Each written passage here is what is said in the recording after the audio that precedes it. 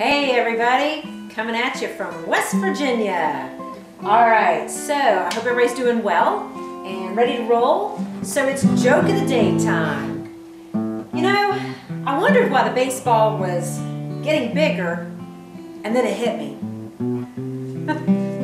Alright, so let's hit it on multiplying polynomials. So we've been looking at multiplying polynomials, and we learned that when you multiply polynomials, you're basically dealing with the distributive property, and even FOIL is the extended distributive property. So we're going to take that idea and we're going to take a look at special products. And the first of those special products is a sum and difference of two terms. You'll notice in these two examples, these are a sum and a difference of two terms, because notice here I've got the exact same two terms in each of the parentheses. The only difference between them is that I've got a minus and a plus. So that's a sum and a difference of the same two terms. Same thing down here. Same two terms, same two terms. The only difference in the parentheses is I've got a minus and a plus. So yet again, it is a sum and a difference of two terms. So if I didn't know anything special about this, and I had none of these words up here, and this is all you saw, what would you do with it? Well, yeah, based on what we knew before, we would FOIL that, or the extended distributive property. We're still going to do that. It's just the result. You're going to see some pretty interesting things happen in that result. So I'm going to take that first term and I'm going to distribute it all the way through the second parentheses. And when I do, 2r times 2r will be 4r squared, because 2 times 2 is 4, and r times r will be r squared. And then when I do 2r times 5, I will get a 10r. And then I'm done distributing the first term through. It's time to pick up the next guy and send him through. So be very careful about exactly what you're distributing. Remember that name tag, sign on front's a sign in front is the sign that goes. You put that name tag on the front, you don't take it off until you leave the meeting. So that negative 5 gets multiplied to a 2r, and you get negative 5 times 2 is a negative 10. And then negative 5 times 5 will be a negative 25. Now remember, I'm going to try to combine up like terms, and sure enough, I have like terms here and here, but notice what happens. They cancel each other out, because a 10 minus 10 is a 0. I don't have any r's left. They are completely gone. So what I'm left with then is a 4, I'm going to put it over here, 4r squared minus 25. And that happens every single time that you get a sum and difference of two terms. Basically, you can look at it and you can say, okay, there's a pattern to this. The pattern is, when I have a sum and difference of two terms, I'll take the first term and I'll square it. 2 squared means 2 times 2, and that's 4. R squared is simply r squared. 5 squared is 25, and you always throw a minus sign in there, because a negative times a positive will be a negative. That is the pattern that you can memorize if you're one who likes to memorize patterns. I'm not that big on memorization anymore. I'm getting old and I can't memorize like I used to. So me, I'm just still going to FOIL, because you saw that FOIL will get me there perfectly fine. So when you have a sum and difference of two terms, just keep FOILing, just keep FOILing, foiling, foiling, foiling. So anyways, let's take a look at the next example. I'm going to take this and I'm going to FOIL it, extended distributive property. I'm going to take that first term and I'm going to distribute it all the way through the second parentheses. So 2 times 2 is 4, and then 2 times x to the 5th is a 2x to the 5th. And that first guy is done. Now it's the second guy's turn. So I'm going to pick him up and I'm going to send him through that second parentheses, being very careful about what I'm sending through. Remember, that name tag goes with you when you leave the meeting. So a negative x to the 5th times 2 is going to be a negative 2x to the 5th. And then that negative x to the 5th times x to the 5th, remember, negative times positive is negative, but when I multiply x to the 5th times x to the 5th, remember, I'm going to add up those exponents because I'm multiplying the bases. So I'm going to get an x to the 10th, because 5 plus 5 is 10. And now I'm going to attempt to combine up those like terms, and I do see like terms right here and right here, but notice yet again, 2 minus 2 is 0. They cancel each other out. And I'm left with 4, which is the square of the first term, and an x to the 10th, which is a square of the second term, because x to the 5th times x to the 5th is an x to the 10th. And I do have that minus sign between them. But I didn't have to memorize the pattern. I can just FOIL and I'll be perfectly fine with it.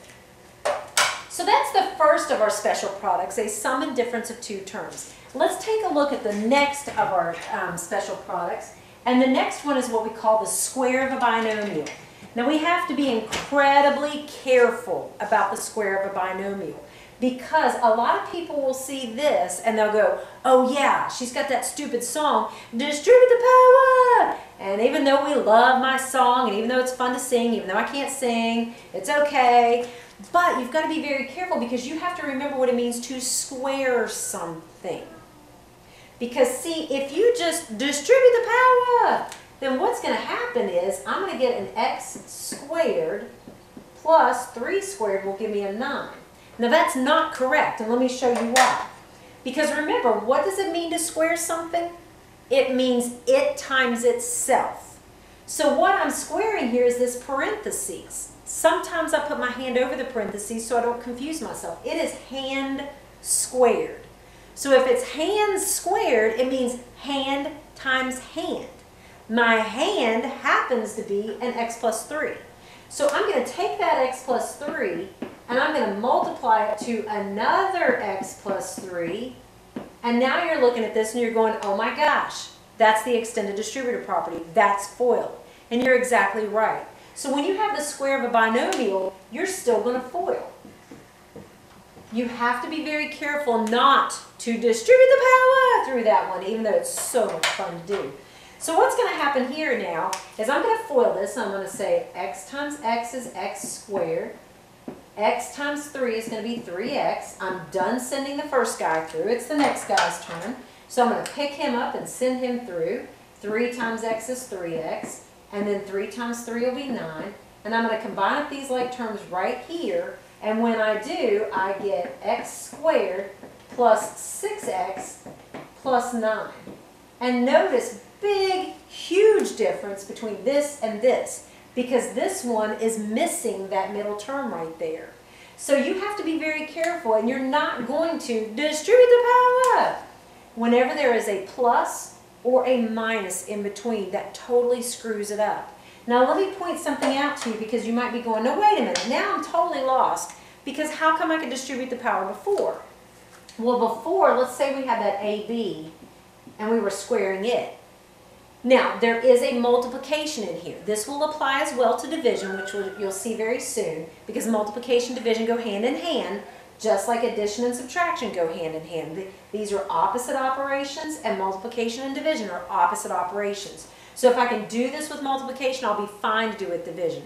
My point is this. When I square this, again, it's the idea of hand squared, which means hand times hand. My hand happens to be an AB. So that's going to indicate AB times another AB. And when I do that, we've talked about how multiplication is commutative and associative, and you can reorder and regroup all you want. So an A times an A will be an A squared, and a B times a B will be a B squared. That's why, in this case, I'm allowed to distribute the power, because it's so much fun to sing. Even though I can't sing, I know I can't sing.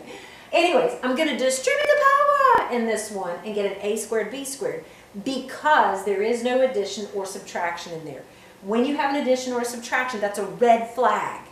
Red flag saying, no, no, no, no, not going to do that here. I'm not going to distribute the power in this one. I need to remember what squaring means. It means it times itself, and then I'm going to FOIL that thing out. So, knowing that, let's take a look at this one. Red flag with the minus sign. I'm not going to distribute the power. I'm just simply going to say, okay, it means a 2n minus 5 times another 2n minus 5, and now I'm going to FOIL, or extended distributive property, whichever you want to call it. So a 2n times a 2n will be a 4n squared. And then a 2n times a negative 5, be very careful about those signs. That name tag on there is a negative 5. 2n times negative 5 is a negative 10n. I'm done with the first guy. It's the second guy's turn. So I'm going to send this negative 5, keeping that name tag on there. Negative 5 times 2n is a negative 10n. And negative 5 times negative 5 will be a positive 25. And here I am again trying to combine up those like terms. And I do see like terms here and here. So when I combine those up, a negative 10n minus 10n will be a negative 20n, because I'm going to keep those variables. They're like terms. I like the way they are. I'm going to keep that variable and work the coefficients. Negative 10 minus 10 is a negative 20. So I get that 4n squared that doesn't combine with anything, minus 20n plus 25. And that's as good as that one gets because there are no more like terms in there. So let's take a look at one last example here just to make sure we're very good at this. So I've got a quantity squared, in other words, parentheses squared, meaning parentheses times parentheses. So that's going to indicate an x to the 8th plus 5 times another x to the 8th plus 5.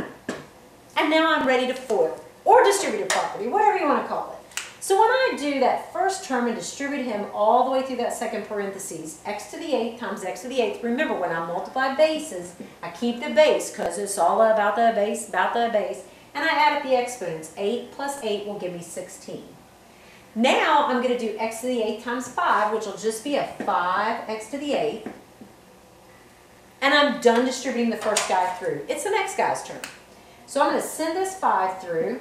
And when I do, 5 times x to the 8th is a 5x to the 8th. And now 5 times 5 is 25. And I am ready to combine up those like terms. And I do see like terms here and here. So when I combine those, I'm going to keep the variables the way they are because they're like terms. I like how that is. I don't want to mess it up. So I'm going to get that x to the 8th. And 5 and 5 will give me 10. And this x to the 16th won't combine with anything. And the 25 in the back won't combine with anything. And so this is as good as that one gets. And I've combined up all my like terms. So hopefully what you're seeing here, square of a binomial, be very, very careful. This is the one that people mess up all the time because they try to just distribute the power. But remember, red flag, red flag. A plus or a minus totally screws up my song and we can't sing it anymore. You have to remember what squaring means. It means it times itself and then FOIL or an extended distributive property. So I hope that helps. These are the two special products that are out there and I hope that this makes sense and have a great day.